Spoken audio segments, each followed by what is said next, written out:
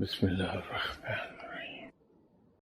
السلام علیکم خواتین و حضرات۔ یہ کسی صاحب کا سوال ہے کہ آپ نے ایک دفعہ لیکچر میں فرمایا تھا کہ ہمیں قرآن پاک کی صورتوں کا بیک گراؤنڈ جو اکثر پڑھنے میں نہیں آتا معلوم ہو، اور اسی طرح اگر ان صورتوں کا میسج بھی معلوم ہو جائے تو ان صورتوں کو سمجھنے میں کافی آسانی ہو جائے گی۔ اس سلسلے میں رہنمائی کریں۔ مختلف مفسرین نے اپنے اپنے انداز میں تفاسیر لکھی ہیں۔ ان میں کچھ ایسی بھی ہیں جس میں کسی بھی سورہ کی تفسیر بیان کرنے سے پہلے اس کی نزول کی بیک گراؤنڈ، اس کا کانٹیکسٹ، وہ سب بیان کیا ہے انہوں نے۔ اگر ہم کوئی ایسی تفسیر لے لیں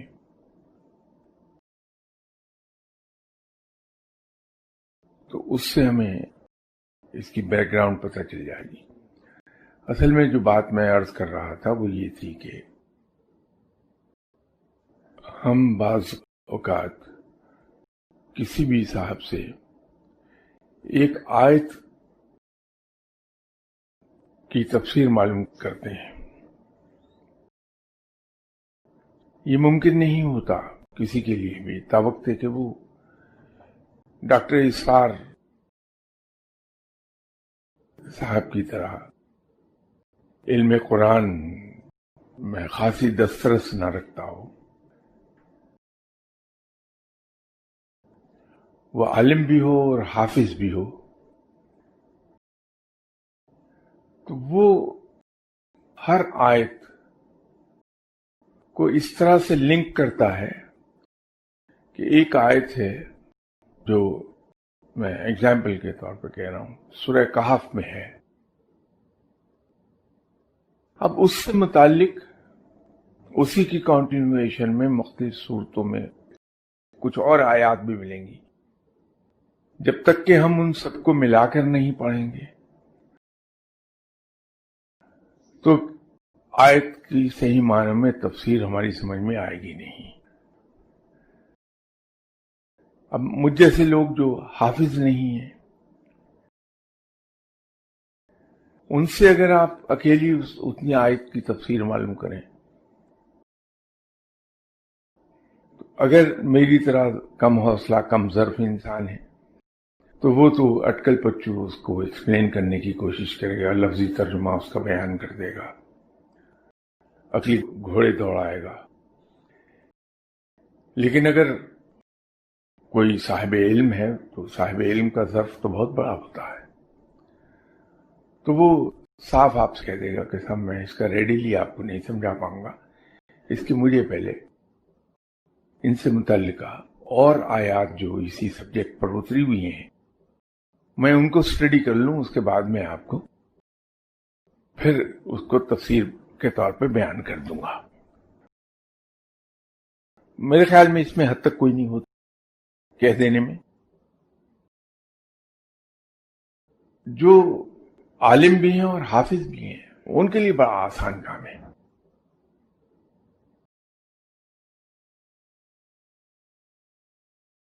اسی طرح اگر ہم صورتوں کا نزول جو ہوا ہے وہ کس موقع پر کون سی آیت اتری تھی، کون سی سورہ اتری تھی، اگر وہ ہمیں بیک گراؤنڈ پتا ہو تو اس سورہ کو یا اس آیت کو سمجھنے میں بڑی سہولت ہو جاتی ہے۔ میں یہ عرض کر رہا تھا۔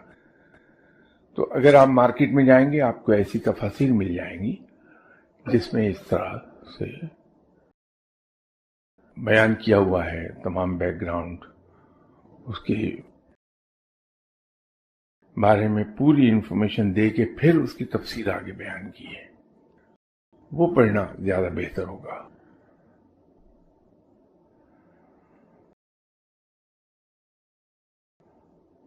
انہی صاحب کا دوسرا سوال ہے کہ آج کل مغرب کی یونیورسٹیوں میں روحانیت اور تصوف پہ کافی تحقیق ہو رہی ہے۔ اس ضمن میں 2 سوال ہیں کہ اب تک وہ تحقیق میں کہاں تک پہنچے، کیا ان کی یہ تحقیق مستقبل میں تبدیلی کا پیش خیمہ بن سکتی ہے۔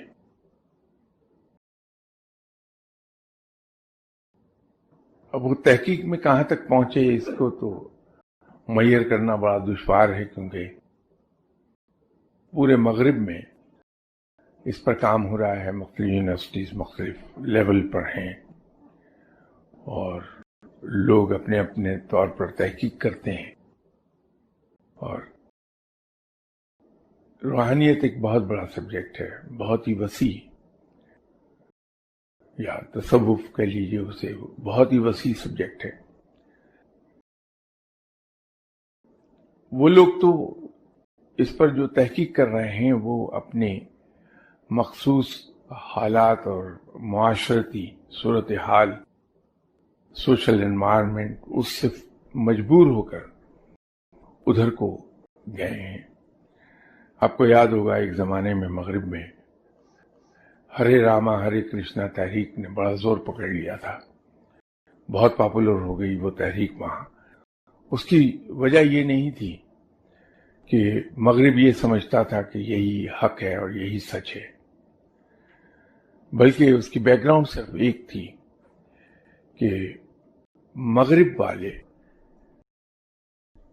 ذہنی سکون ڈھونڈتے ہیں کہ جہاں ان کی روح کو چین آ جائے، اور اس سلسلے میں وہ مختلف راستے اختیار کرتے رہتے ہیں۔ چونکہ ہندوازم کافی پرانا مذہب ہے، میرے اندازے کے مطابق 5 اور 6 ہزار سال کے درمیان کہیں یہ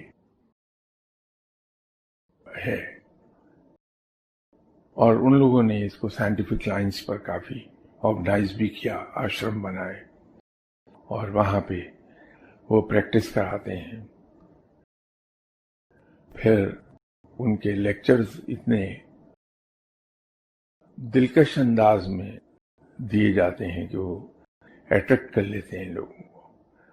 اور ایک اور بڑی بات یہ ہے کہ ان کی ٹریننگ اس انداز میں کی جاتی ہے کہ ان کے جو سادھو ہیں، پنڈت ہیں، وہ اسی علاقے کی لوکل لینگویج میں بیان کرتے ہیں اپنے مذاہب کو۔ اس کا نتیجہ یہ ہے کہ وہ زیادہ اٹریکٹ کر جاتے ہیں لوگ۔ ہمارے یہاں مشکل یہ ہے، ایک زمانے میں، کافی پرانی بات ہے، مے بی اراؤنڈ 89-90، شکاگو سے ایک ڈاکٹر صاحب تشریف لائے تھے، وہ یہاں میرے پاس آتے رہے۔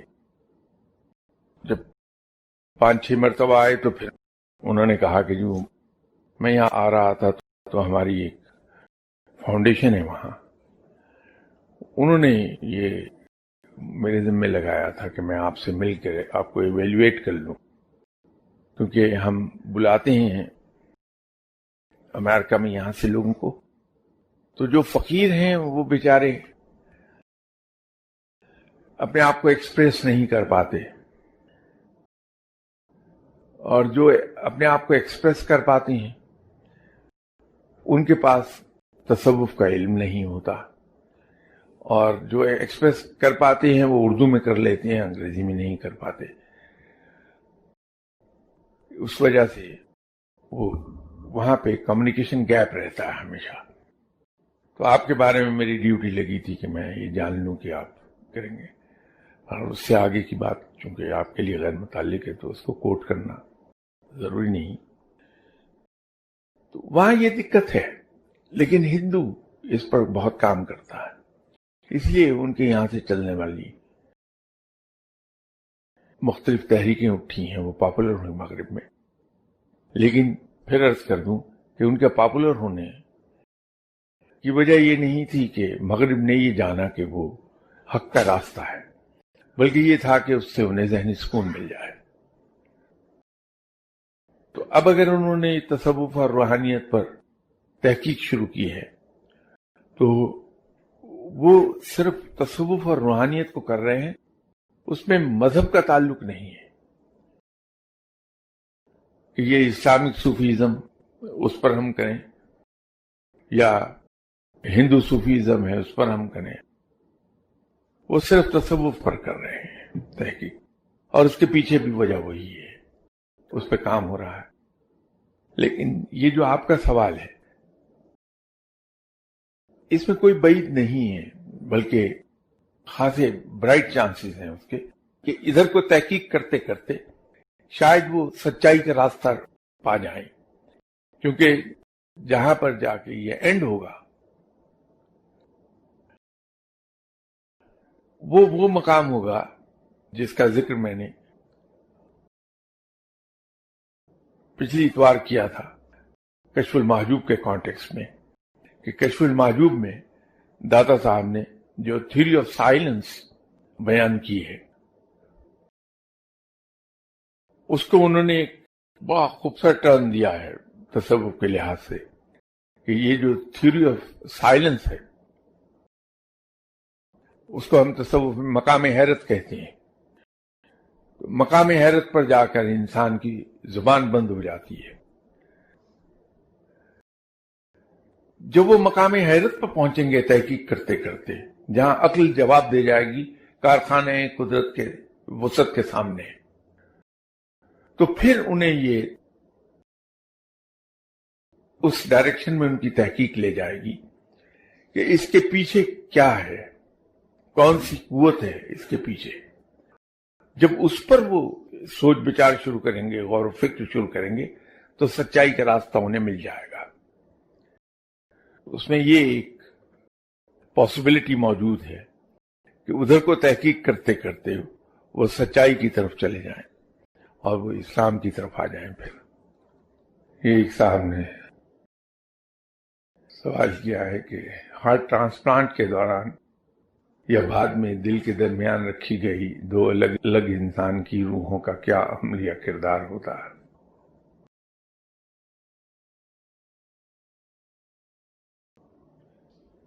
آپ تھوڑا سا ریکال کیجئے کہ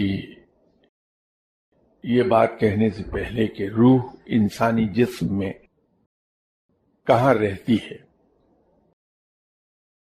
ایک پورا عمل تھا جو بیان کیا گیا تھا. یہاں شروع ہم اس پوائنٹ سے ہوئے تھے کہ جب کچھ نہیں تھا رب تھا، اس کے فرشتے تھے. رب نے یہ چاہا کہ میں ایک ایسی مخلوق تخلیق کروں جو میرا مظہر ہو، جس سے میں پہچانا جا سکوں کہ رب نے انسان کو پیدا کیا.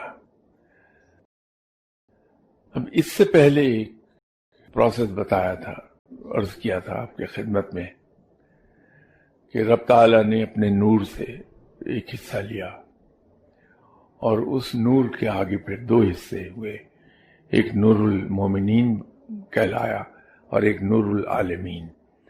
نور المومنین سے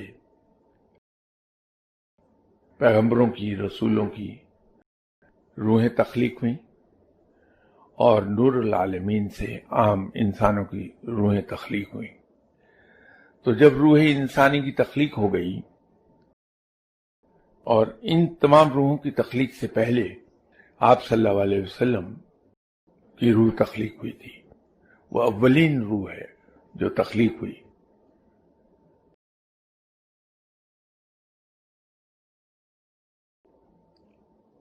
اور اس کو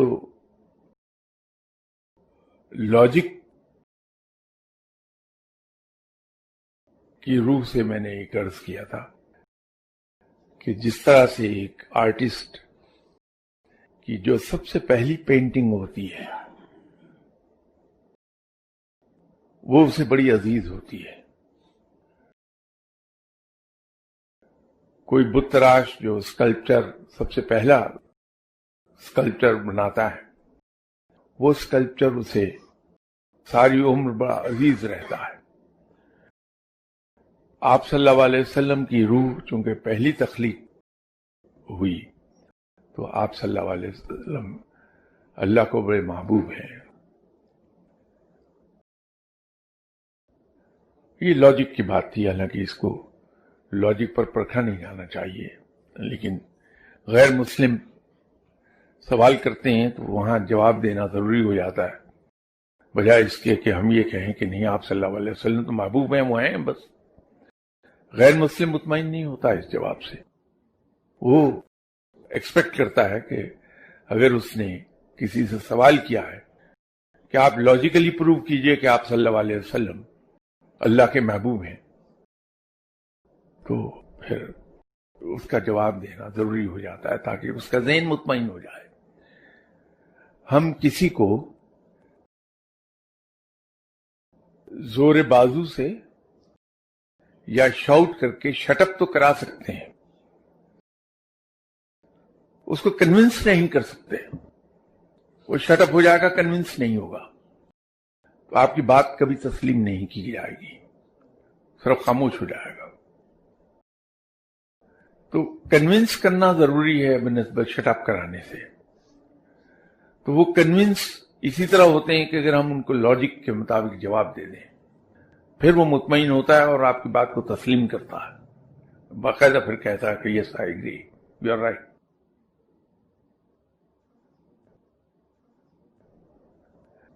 روح پر بات ہو رہی تھی، تو جب روحیں تخلیق ہو گئیں تو روح انسانی کو اس آسمان پر اتارا گیا جہاں فرشتے رہتے ہیں، اور اس روح کو غسل دیا گیا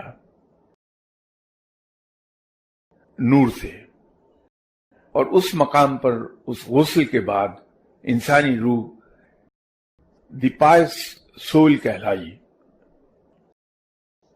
اس کے بعد اسے تیسرے آسمان پر اتارا گیا جہاں پھر اسے غسل دیا گیا، اور اس غسل کے بعد انسانی روح کو دی موونگ سول کا نام دیا گیا،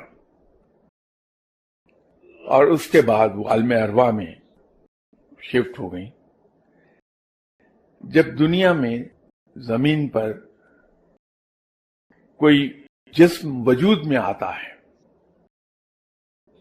تو فرشتے کو حکم ہوتا ہے کہ اس جسم سے متعلقہ روح کو عالم ارواح سے روانگی کا حکم دے دیا جائے اور اس کو اس جسم میں داخل کر دیا جائے. اب یہ ایک امپورٹنٹ نقطہ ہے آپ کے سوال کے جواب میں کہ روح مخصوص ہے اس جسم کے لیے جو جسم زمین پر وجود میں آیا. جب وہ جسم وجود میں آیا ہے تو اس مخصوص روح کو اذن روانگی مل گیا، اور فرشتے نے اس روح کو دل کے اس درمیانی حصے میں جو بہت چھوٹی سی خلا ہے وہاں اس میں داخل کر دیا، اور یوں وہ زندہ جسم ہو گیا، روح اس میں ڈل گئی. جب دل ٹرانسپلانٹ ہوتا ہے تو یہ ہو نہیں سکتا کہ جس مردہ آدمی کی روح چلی گئی اس نے اپنا دل ڈونیٹ کیا ہے، وہ دل ہم لے کے ایک زندہ آدمی کے جسم میں جب داخل کریں تو وہاں سے تو روح نکل چکی ہے، وہ تو خلا موجود ہے. تو جب آپ جسم ٹرانسپلانٹ کریں گے تو وہ روح آٹومیٹیکلی اپنے ہی مخصوص جسم میں دوبارہ داخل ہو جائے گی. تو ہارٹ ٹرانسپلانٹ سے فرق نہیں پڑے گا. وہاں یہ نہیں ہو سکتا کہ سرفراز صاحب کا ہارٹ ٹرانسپلانٹ ہو اور اس میں مسٹر مائیکل کا دل لگایا جائے تو روح بھی مسٹر مائیکل کی ہو جائے گی وہاں، اور شاہ صاحب بجائے کلمہ پڑھنے کے وہ یسوع مسیح کو اللہ کا بیٹا کہنے لگیں گے. ایسا نہیں ہوگا. تو میری روح اس وائڈ میں، اس خلا میں دوبارہ داخل ہوگی، اپنے ہی جسم میں رہے گی. یہ ان صاحب کا دوسرا سوال یہ ہے کہ اگر کپڑوں پر پیشاب کی چھینٹ لگ جائے اور انسان کو علم نہ ہو تو رب تعالیٰ کی عبادت تو متاثر نہ ہوگی. بڑی سمپل بات ہے بھائی. رب تعالیٰ کو جس ریفرنس سے میں جانتا ہوں، میں نے تو رب کو بڑا مہربان پایا ہے. اتنا مہربان پایا کہ شاید میں ذہنی طور پہ یہ میں تو کوئی نہیں کرتا کہ میرا رب کبھی سزا بھی دے گا. وہ اتنا مہربان ہے، اتنا معاف فرمانے والا ہے. تو جو رب اتنا مہربان ہے کہ وہ ہماری بڑے سے بڑی غلطیوں اور کوتاہیوں کو اور گناہوں کو معاف فرما دیتا ہے، وہ تو یہ بھی انتظار نہیں کرتا کہ میں اس سے کب معافی مانگوں، وہ صرف نظر کر دیتا ہے. تو جس چیز کا مجھے علم ہی نہیں ہے اس پر وہ کیوں گرفت کرے گا؟ ہاں البتہ یہ ضرور ہے کہ جو ہی میرے علم میں آئے کہ یہ کوتاہی ہو رہی ہے مجھ سے، یہ غلطی ہو گئی ہے، میں اسے کریکٹ کر لوں. یہ مجھ پر فرض ہے. پھر میں ایک لمحے کی دیر نہ کروں. تو اگر کپڑے ناپاک ہو گئے فار اینی ریزن اور ہمیں معلوم نہیں ہے اور ہم اس انوسینس میں عبادت کرتے چلے جا رہے ہیں، رب تعالیٰ معاف فرمانے والا ہے، بڑا مہربان ہے. ہم رب تعالیٰ کو اگر اسی حوالے سے دیکھیں، اسی اینک سے دیکھیں کہ وہ بڑا مہربان ہے، معاف فرمانے والا ہے، رحم کرنے والا ہے، تو اس کی مہربانیاں قدم قدم پر نظر آنے لگتی ہیں انسان کو، اور انسان رب کے لیے دیوانہ ہونے لگتا ہے کہ جو اتنا مہربان ہے اس کا حق ہے کہ اس کی عبادت کی جائے، اس کی تابع داری کی جائے، اس کو اوبے کیا جائے. آپ رب کو اسی حوالے سے دیکھیے اور رب کو کمال کا پائیں گے آپ. کسی صاحب نے پوچھا ہے کہ گناہ کی تلافی تو یہ ہے کہ رب تعالیٰ کے حضور سے دل سے توبہ کر لی جائے، لیکن کسی انسان سے بہت بڑا غلط ڈیسیژن ہو گیا اور جس کے نتیجے میں اسے بہت ہی بڑا irreparable لاس ہو گیا ہو، اور اب اسے کوئی موٹیو نہ دکھائی دے، امید کی کوئی کرن نہ نظر آتی ہو، اور وہ ہر وقت ڈپریس رہے اور اپنے آپ کو کوستا رہے کہ اگر اس وقت میں کوئی اور ڈیسیژن لیتا تو شاید آج حالات برعکس ہوتے. ایسے شخص کو آپ کیا سجیسٹ کریں گے؟ سب پہلی بات تو یہ ہے کہ گناہ کی تلافی صرف یہ نہیں کہ رب تعالیٰ کے حضور سے دل سے توبہ کر لی جائے،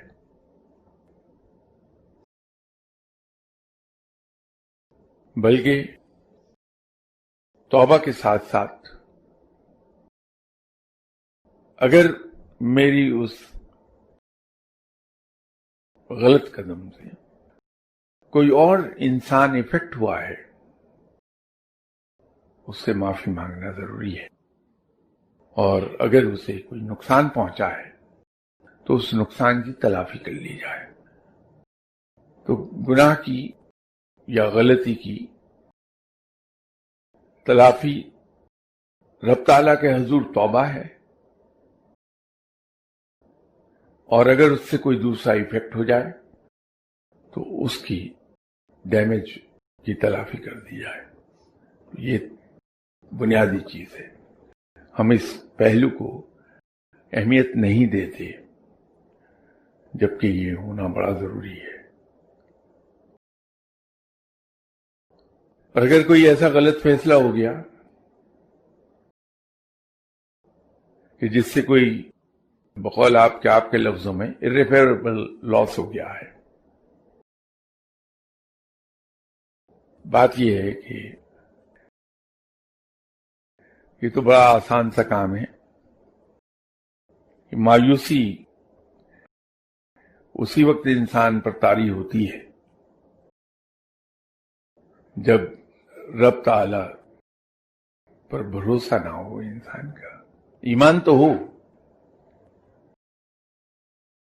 رب کے وجود کو انسان مانتا تو ہو، رب تعالیٰ کے قادر مطلق ہونے کو بھی مانتا ہو، لیکن بھروسہ نہ ہو تو مایوسی آ جاتی ہے۔ تو ایسے موقع پہ بڑا آسان سا علاج ہے کہ اگر انسان یہ سوچ لے کہ جب میں پیدا ہوا تھا تو میرے جسم پر تو کوئی کپڑا بھی نہیں تھا، میں اپنے جسم سے مکھی بھی نہیں اڑا سکتا تھا، تو یہ میرا رب ہی تو تھا جس نے میری والدہ کے دل میں میری محبت ڈال دی، اور میری والدہ نے اپنے خون سے بنے ہوئے دودھ سے مجھے پالا ہے۔ میرے والد کے دل میں میری محبت ڈالی کہ اس نے اپنے خون پسینے کی کمائی سے مجھے پالا بھی ہے اور میری پرورش بھی کی ہے، میری تربیت بھی کی ہے۔ تو جس رب نے مجھے اس حال سے پالا ہے جہاں میں اپنے جسم سے مکھی بھی نہیں اڑا سکتا تھا، تو وہ رب اب بھی مجھے پالے گا، اب بھی وہ اس پر قادر ہے کہ مجھے اس irreparable loss سے نہ صرف نکال لے بلکہ پہلے سے بھی بہتر کر دے۔ تو مجھے صرف ایک کام کرنا ہے، اور وہ کام یہ ہے کہ رب تعالیٰ نے اس عالم الاسباب میں میری کامیابی کو مشروط کیا ہے کوشش کے ساتھ، کہ قرآن میں یہ واضح اس نے کر دیا کہ ہر شخص کو وہی کچھ ملتا ہے جس کی لیے وہ کوشش کرتا ہے۔ ہم اس پہ غور نہیں کرتے کہ رب تعالیٰ نے ہماری کامیابی کو یا چیزوں کے حصول کو مشروط کیا ہے ہماری کوشش کے ساتھ، اور کسی چیز سے وہ کنڈیشنل نہیں ہے۔ تو میں اپنی ڈیوٹی پوری کر لوں کہ میں اس irreparable loss، آپ کے الفاظ میں، اس کو انڈو کرنے کی کوشش کروں، اور کامیابی اللہ دے گا، کیونکہ یہ وہ رب ہے جس نے مجھے اس عالم میں سے پالا ہے۔ آدمی اگر یہ سوچ لے کہ جب میں نے کیریئر کا سٹارٹ کیا تھا اپنے، چاہے وہ بزنس میں تھا یا جاب میں تھا، اس وقت تو میرے پاس کچھ نہیں تھا، تو یہ رب ہی تو تھا جس نے مجھے یہ سب عطا کر دیا، تو وہ اب بھی عطا کرے گا، صرف مجھے کوشش کرنا ہے۔ اللہ تعالیٰ ضرور کامیاب کر دیتا ہے۔ یہ کسی نے فرمایا ہے کہ میرے بارے میں کہ آپ نے کہا ہے کہ غصہ نہ کرو، تو انہوں نے پوچھا ہے کہ غصہ کیا غیر فطری چیز ہے؟ اور جبکہ غصے کی ٹھوس جائز وجوہات بھی موجود ہوں، جو انسان بے بس وہ غصہ بھی نہ کرے تو اور کیا کرے؟ اور اگر غصہ غیر فطری نہیں تو اس کو ختم کیسے کیا جائے؟ بات درست ہے آپ کی، میں پوری طرح اپریشیٹ کرتا ہوں اس بات کو۔ غصہ انسان کے اندر خود رب تعالیٰ نے ہی رکھا ہوا بائی ڈیزائن ہے، یوں کہیے آپ۔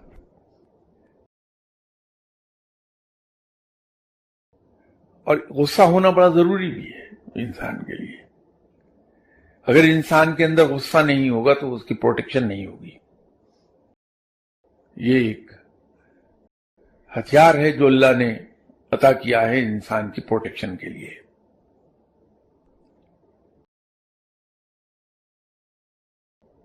میری گزارش صرف اس سلسلے میں ایک ہے کہ جو یہ میں عرض کرتا ہوں ہر ایک کی خدمت میں کہ بھائی غصہ مت کیجیے آپ۔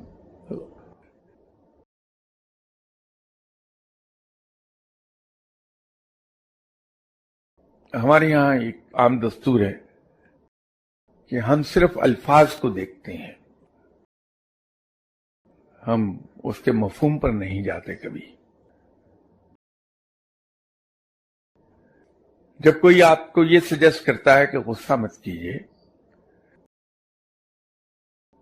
تو وہ یہ نہیں کہہ رہا کہ اپنی فطرت سے غصے کو نکال کے باہر پھینک دیجیے، بلکہ اس سے مراد یہ ہے کہ غصہ پی جایا کیجیے۔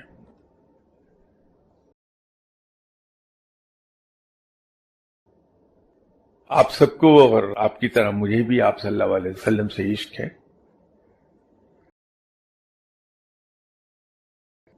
ہم عشق تو سبھی کرتے ہیں آپ صلی اللہ علیہ وسلم سے، لیکن کیا کبھی ہم نے سوچا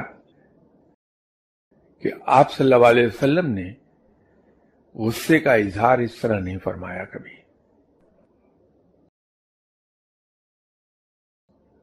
برہم ہو جاتے تھے، چہرے پر تبدیلی آتی تھی آپ صلی اللہ علیہ وسلم کے، لیکن غصے کو پی جاتے تھے.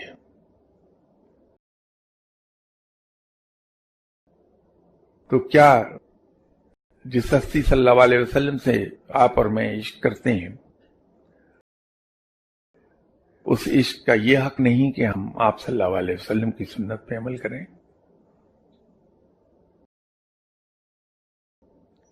تو جب میں یہ عرض کرتا ہوں غصہ نہ کیا کریں، اس سے مراد یہ ہوتی ہے کہ انسان اپنی فطرت سے باہر تو جا نہیں سکتا، لیکن اس پر کنٹرول کر سکتا ہے.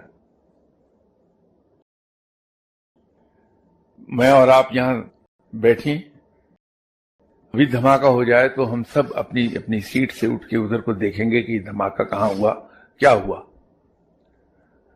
یہ انسٹنکٹ ہے، ہماری جبلت ہے، اور جبلت انسان کی فطرت کا حصہ ہے. اگر ہم میں یہاں کوئی فوجی بیٹھا ہوگا، وہ بجائے اٹھ کر دیکھنے کے فوراً زمین پہ لیٹ جائے گا، اور اس کے 2 منٹ کے بعد وہ اٹھے گا اور پھر دیکھے گا کہ کیا ہوا تھا. اب ٹریننگ نے اس کی اس جبلت کو ماتحت بنا دیا ہے، اس کی تربیت کے. تو وہ جبلت سے کنٹرول نہیں ہو رہا، اپنی تربیت سے کنٹرول ہو رہا ہے. میں اور آپ اٹھ کر دیکھیں گے اور اسی پروسیس میں ہم زخمی ہو جائیں گے، وہ زمین پہ لیٹ جائے گا. تو اسی طرح جب ہم اپنے آپ کو ٹرین کرتے ہیں تو غصے کو فطرت سے نکال کر باہر تو نہیں پھینک سکتے ہم، لیکن ہم اپنے غصے کو ٹیم کر لیتے ہیں. اور شدید غصے کے عالم میں بھی آپ صلی اللہ علیہ وسلم کی سنت میں ہماری زبان میٹھی ہی رہتی ہے، ہمارا لب و لہجہ بلند نہیں ہوتا، ہم بہت پیار سے سکون سے دوسرے سے بات کرتے ہیں. اس غصے کے باوجود یہ غصے کو پی جانا ہے، اور یہی سنت ہے.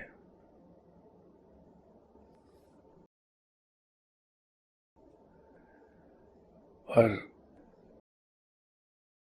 یہ جو ایک آپ نے اپنے سوال کا ایک حصہ فرمایا کہ غصے کی ٹھوس جائز وجوہات بھی ہوں،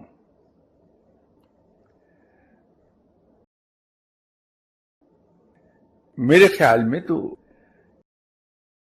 یہ ٹھوس اور جائز وجوہات یہ بڑی ریلیٹو ٹرم ہے.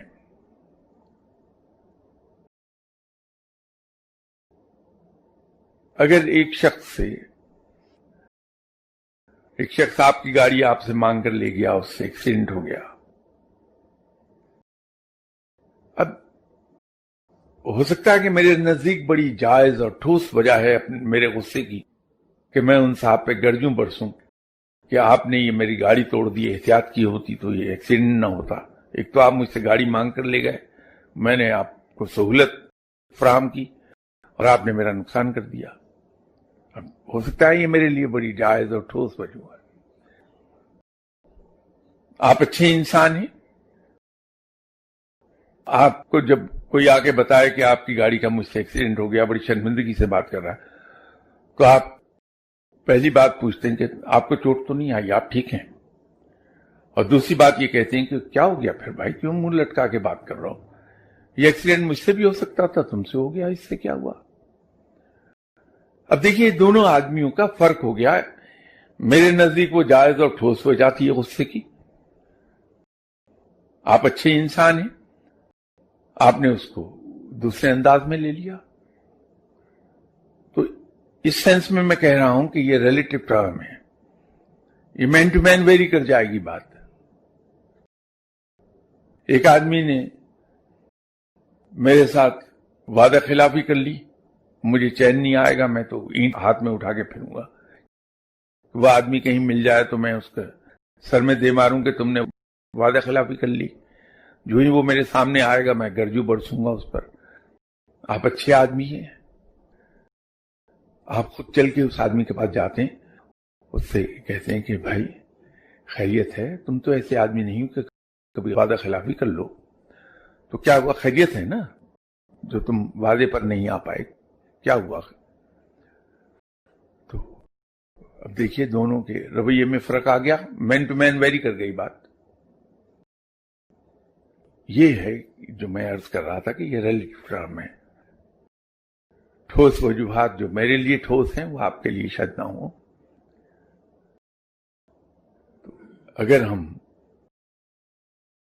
دوسروں کی کوتاہیوں کو اور ان سے ہونے والے قصور، ان کی غلطیاں،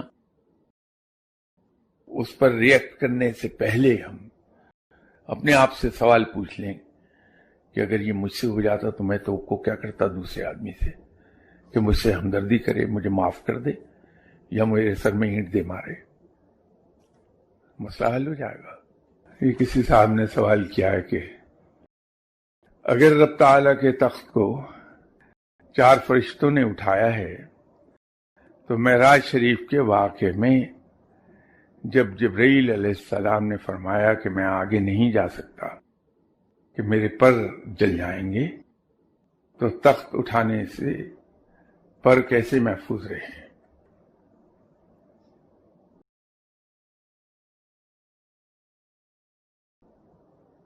آپ کا گھر ہے اور اس میں آپ کا بیڈ روم ہے. آپ کے گھر میں ملازم ہیں، آپ کے ہر ملازم کو آپ کے بیڈ روم میں جانے کی اجازت نہیں ہے. اگر ان میں سے کسی ملازم کو فورس کرے کہ آپ کمرے میں جائیں تو جواب دے گا کہ میری جاب چلی جائے گی.